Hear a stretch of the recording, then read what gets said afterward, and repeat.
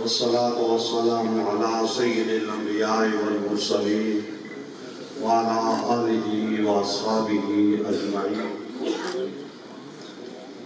آمین گرامی، ہم سب شکر گزار ہیں حضرت علامہ سید ریاض حسین شاہ صاحب دامت برکاتہ عالیہ کے کہ وہ اس محفل میں تشریف لائے اور ہم سب کی حوصلہ افزائی فرمائی.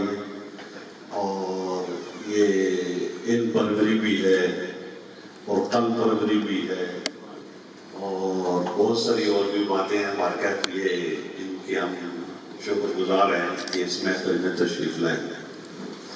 اور میں زیادہ بات نہیں کرنا چاہتا ہوں، میں یہ چاہتا ہوں زیادہ سے زیادہ وقت جو ہے اور شاہ صاحب کو دیا جائے تاکہ وہ کتاب پر اظہار خیال کریں. سامعین گرامی، بات یہ ہے، سوال یہ پیدا ہو جائے کہ یہ کتاب میں نے کیوں لکھی ہے. میں 2013 میں عمرے پہ حاضر ہوا اور عمرے کے بعد مدینہ منورہ حاضر ہوا. وہاں عصر کے بعد مسجد نبوی میں بیٹھا تھا کہ ایک شخص آئے تو انہوں نے مجھ سے کہا کہ آپ علامہ تفتزانی ہیں. تو میں نے ان سے کہا اگر ان کی گرد راہ ہو جائیں تو بھی ہماری قسمت کی بات ہے اور آپ یہ بات کہہ رہے ہو. پھر اس شخص نے مجھ سے کہا تو آپ کا نام کیا ہے؟ تو میں نے کہا میرا نام شاہ حسین گردیزی ہے. اس نے میری طرف غور سے دیکھا اور اچھا کہا اور ہاتھ ملایا اور چل گیا. بس یہ اتنی سی بات تھی. وقت گزرتا گیا. ایک ہمارے ساتھی تھے تو انہوں نے ایک کتاب لا کے دی کہ یہ آپ پڑھیں. اس کتاب کو جب میں نے اس کا وقت آیا تو اس کو پڑھنا شروع کیا تو میں نے شروع میں دیکھا اس کو تو مجھے پتہ چلا کہ یہ ناسبیت پر مشتمل ہے. ناسبیت کا مطلب یہ ہوتا ہے کہ حب اہل بیت کے خلاف ایک تحریک ہے. تو اس تحریک کو جو لوگ پرورش کرتے ہیں اور اس کو آگے بڑھاتے ہیں تو وہ لوگ ہیں. تو ہمیشہ ان کا نقطہ نظر یہ ہوتا ہے کہ کسی طریقے سے بھی اہل بیت کی جو عزت اور مرتبہ ہے اس کو کم کیا جائے اور دوسرے لوگ جو ان کے مقابلے میں تھے ان کو آگے بڑھایا جائے. پھر میں نے اس کتاب کو پڑھا. کتاب پڑھی میں نے تو اس میں وہ شروع سے لے کر ہمارے دور کے لوگ جو ہیں اس تک کے نام تھے اور سب کے بارے میں انہوں نے لکھا ہوا تھا. اس میں جب علامہ تفتزانی کا پڑھا تو مجھے خیال آیا کہ یہ تو علامہ تفتزانی کے ساتھ انہوں نے بہت ہی زیادتی کی، ناانصافی کی. ہمارا علامہ تفتزانی سے کوئی نسبی رشتہ نہیں ہے لیکن وہ رشتہ ہے جو ان کا نبی سے ہے، وہ رشتہ ان کا ہم سے ہے. تو علامہ تفتزانی علماء کے گروپ ہوتے ہیں اصل میں.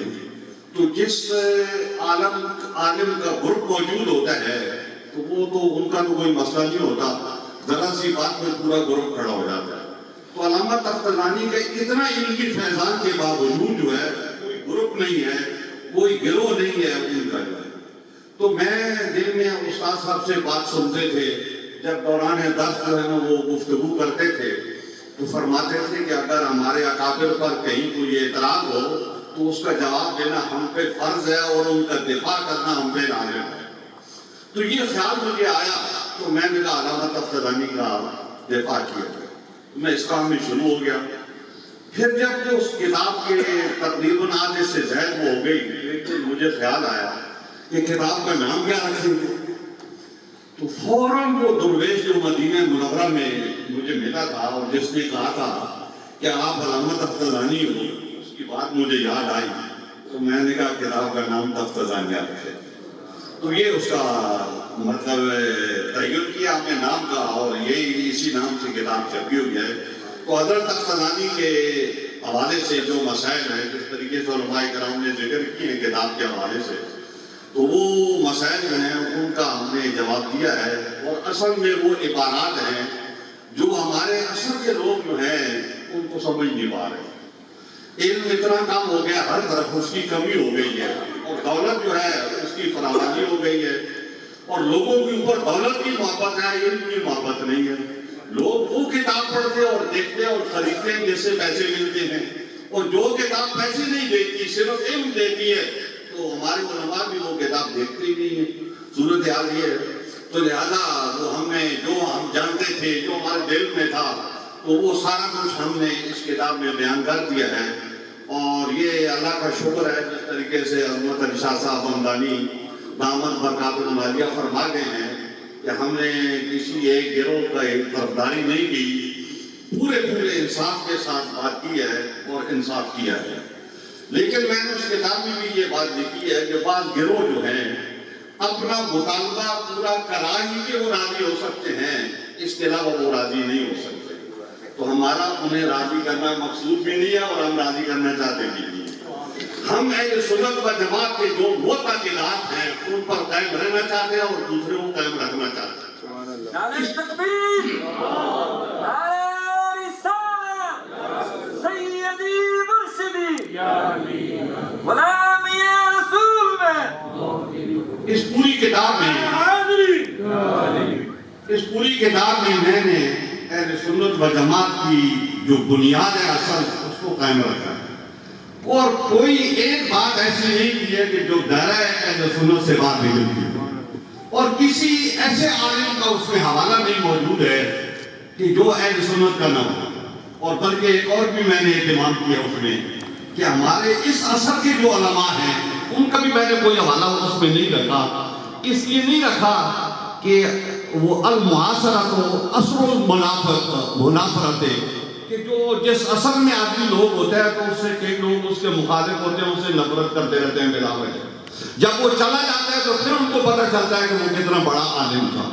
تو اس طریقے سے میں نے جو اپنے عصر کے لوگ ہیں ان کا بھی کوئی حوالہ اس میں نہیں رکھا، کوئی چیز ان کی اس میں پیش نہیں کی۔ سارے کے سارے متقدمین جو ہیں ان کو پیش نظر رکھ کے میں نے یہ سارے پوری کتاب جو ہے وہ لکھی ہے۔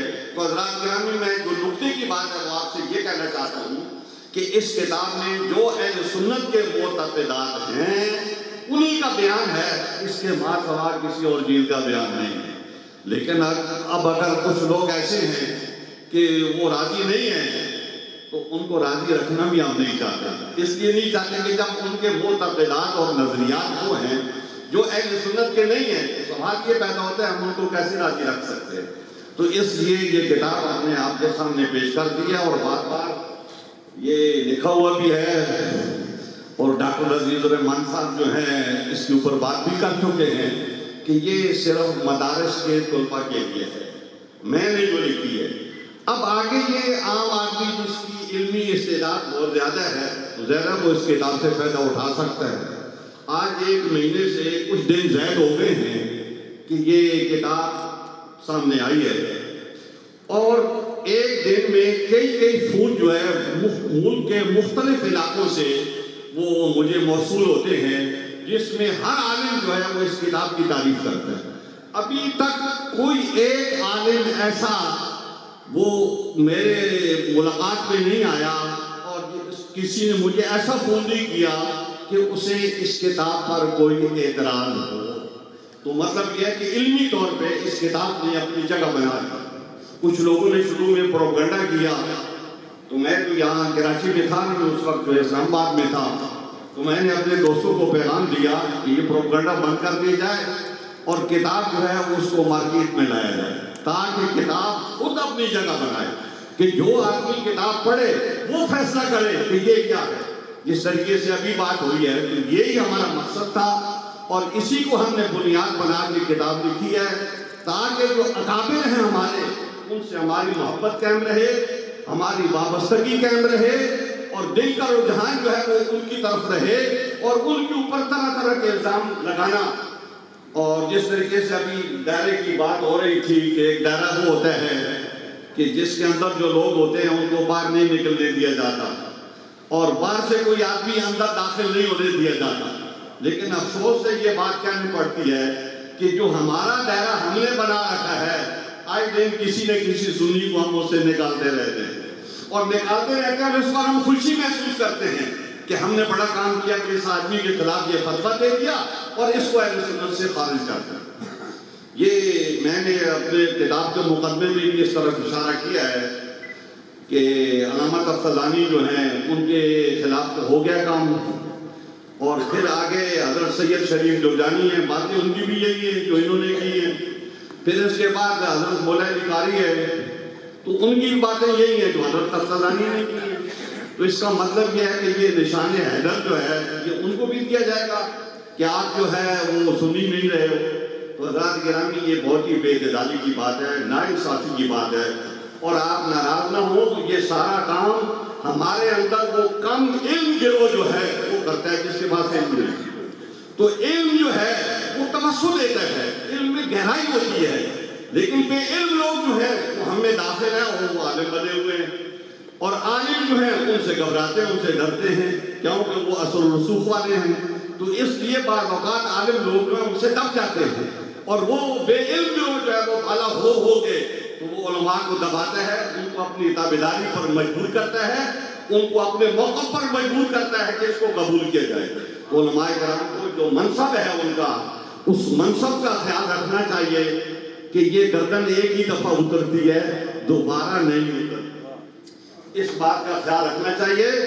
اور اللہ جل جلالہ نے جو ذمہ داریاں علماء پر عائد کی ہیں تو ان کو پیش نظر رکھ کے جو حالات کے سامنے جھکنا نہیں چاہیے.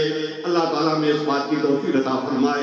وآخر دعوانا الحمدللہ رب العالمین. نعرہ تکبیر، نعرہ رسالت، فیضان گوڑوی، فیضان گوڑوی، فیضان گوڑوی. موقع کے عصر رواں استاد العلماء حضرت علامہ قبلہ مفتی سید شاہ حسین گردیزی دامت برکاتہم اپنی کتاب کے حوالے سے اظہار خیال فرما رہے تھے.